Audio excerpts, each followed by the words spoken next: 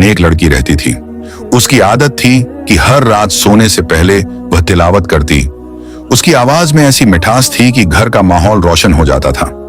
उसकी माँ अक्सर दरवाजे के पीछे खड़ी होकर चुपके चुपके उस तिलावत को सुना करती थी और दिल में सुकून महसूस करती थी। कुछ साल गुजरे और अचानक लड़की का इंतकाल हो गया। घर पर सन्नाटा छा गया।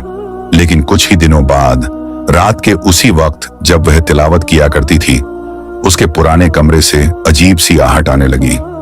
एक रात माँ ने डरते हुए फिर दरवाजे के पास कान लगाया, जैसे वह पहले लगाया करती थी।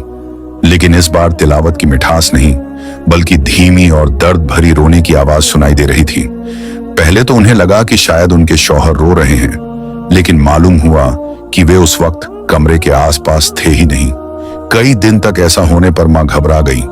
आखिरकार उन्होंने मोहल्ले के इमाम साहब को बुलाया। कमरा सुनकर इमाम साहब की आंखें नम हो गईं।